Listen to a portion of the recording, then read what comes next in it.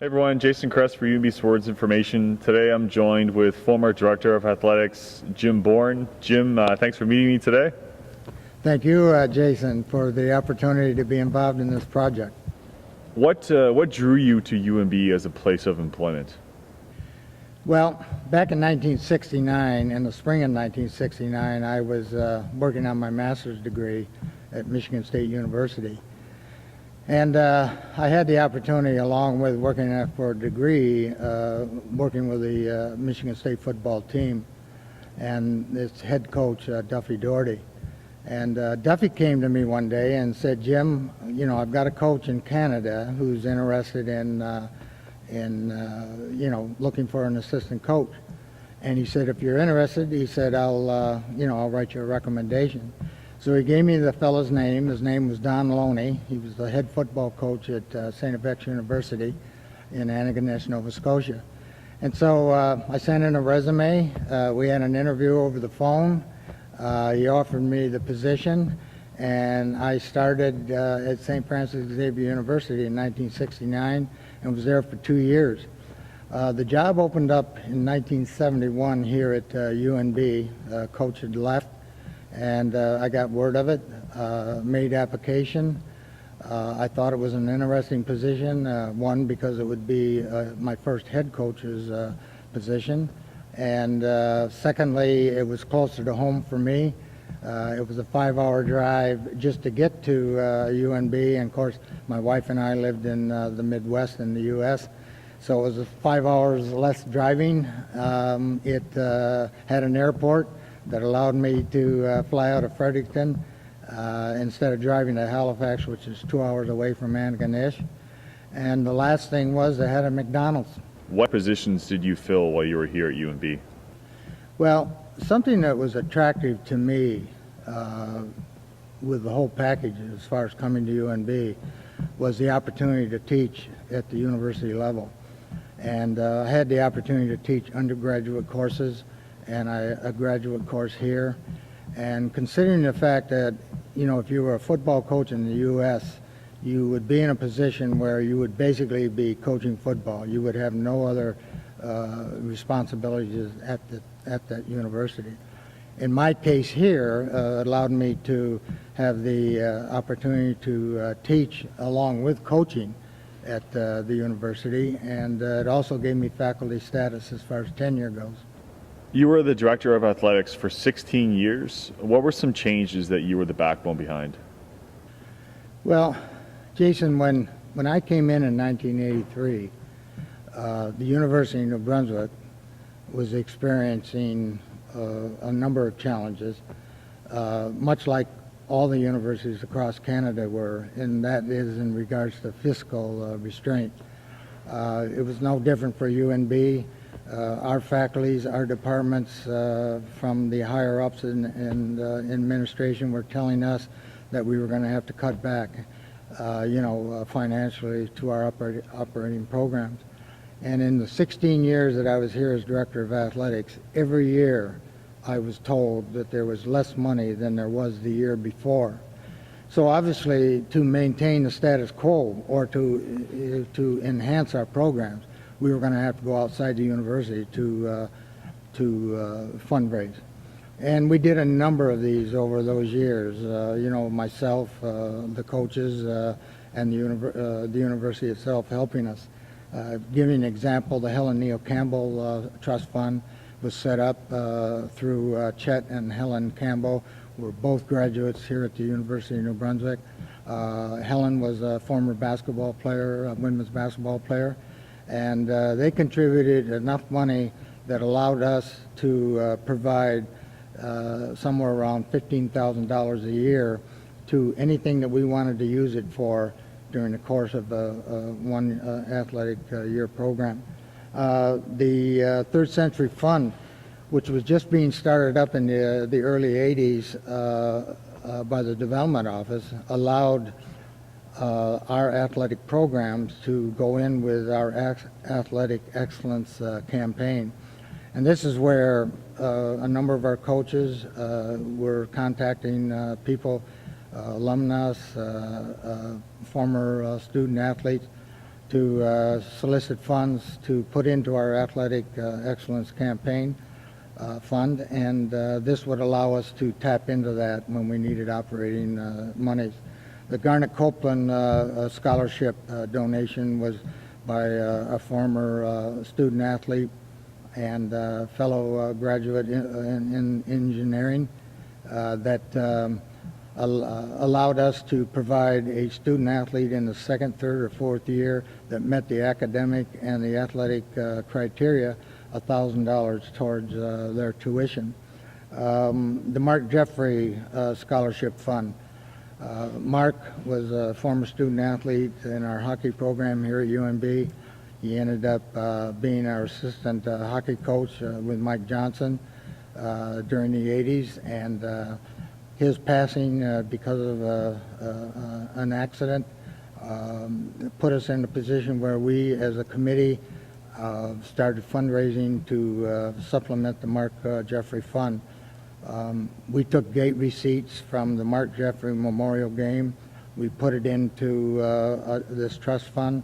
We had a number of people across Fredericton, former student athletes in our hockey program that contributed to that Mark Jeffrey Scholarship Fund, to the point where we ended up, when we first started off, of 2 scholarships that were available to our hockey program. It now has grown to around 7 scholarships that will permit us to help a student athlete in our hockey program to afford coming to the University of New Brunswick. We've done an awful lot of marketing to try to increase our gate receipts and increase the number of people that were attending our events. And we did this, and it allowed us, to put that money towards our operating budget. And what did that really mean, all of these things that we got implemented? It meant that at one time, when they started cutting money back from us, we were committed to an AUA schedule for any of our teams. But in a lot of cases, men's and women's basketball, men's ice hockey, men's and women's volleyball, all wanted to have exhibition games outside of our university. So, in many cases, they were going off to Alberta, Montreal, Toronto, Quebec, in the city of Quebec, in Sherbrooke, Quebec. And so these projects, like the Helen Neal Campbell, allowed these people to take exhibition schedules on, get our student athletes exposed to different parts of the country, and to expose our student athletes and our programs to the national media. So it was very, very important, that we had these kind of programs implemented. It also allowed us to be quite frank about it. Women's soccer and women's ice hockey were not varsity sports when I went in 1983. But over a couple of years, we were able to, along with other universities, add women's soccer to our varsity programs. And we had the money, because we had embraced it outside the operating budget of the university, to add a sport rather than dropping sports. And women's ice hockey was the same thing. They worked as a club under a club concept, but we were actually, rather than dropping sports like football, that was dropped by our faculty because of the need of $100,000 that we didn't have. We were in a position then to actually add some sports. Jim, we're sitting here in the beautiful Richard J. Curry Center. When you were director of athletics, did you know that UNB needed something like this? Oh, absolutely, Jason. When you look back in 1983 at what we were using as a facility for our men's and women's basketball program, our women's and men's volleyball programs, the LB gym was built in the 30s. We were in a position there where we had a women's field hockey team and a women's basketball team using one locker room. We had men's and women's volleyball that had to leave their locker rooms when any of their competition came into the building because we didn't have enough locker room. We had a situation where if we had a tournament there and we had 4 or 6 teams in the LB gym, some teams were actually dressing in the men's and women's main locker room. And that's not conducive to preparing for, any type of athletic event. I think the fact that, spectators went into that LB gym, and if they went up into the balcony to watch a basketball game, they were moving their head around a steel girder, or they were looking through a 3.5-foot steel railing, to watch a basketball game. So it's not conducive, for our athlete program and for our spectators to come into a building like that. How are you still involved with the university? Well, Jason, I attend games as a spectator and a fan of our programs. I've contributed financially to different programs, Friends of the Varsity Red, the UNB Red Bomber football team, the Curry Center seats. I'm now involved with a project with Donnie Ryan as far as their Wall of Fame board, and I have helped out at alumni homecoming events. And at the odd time here and there, I've had coaches or athletic directors that have fallen into my footsteps that have asked me out for a coffee to find out how, we went about doing our projects. Because of your work, UNB's athletic teams are now known as the Varsity Reds, but why the Varsity Reds? Well, to give you a little bit of history, Jason, back when I was still coaching football and wrestling, it was decided that we would go to one name during the late 70s. And so all of our coaches got together with their teams and discussed why we were trying to go to one name. Somewhere along the line, just prior to the announcement coming forward, a student athlete developed a protest, towards it, and it faded. And as a result of that, our coaches in the 80s started to become upset with the way media, not only nationally but locally, were covering our teams. And for an example, our men's Red Devil hockey team were called the Red Devil or the Red Raiders basketball team. Our men's basketball team were called the Red Bloomers, which was our women's basketball team name. So, we became a little concerned about, all the confusion that was taking place, not only in the Globe and Mail in terms of when we would go to a CIU national championship, and our women's field hockey team was called the Red Shirts, which was our men's soccer team, to, the locals, having troubles remembering all our names.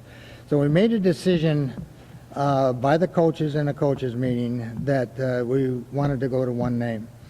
And as a result of that, I took the bull by the horns. We ended up contacting the student body. We contacted our alumni, and we contacted our administration, and we asked for names from those 3 groups as to put names forward to vote on this at the end of the year. And so we got names back. We got the Red Squirrels, which was probably a name that was sent in by the St. Thomas student rather than a UNB student. We had the Pioneers. We ended up with the Varsity Reds.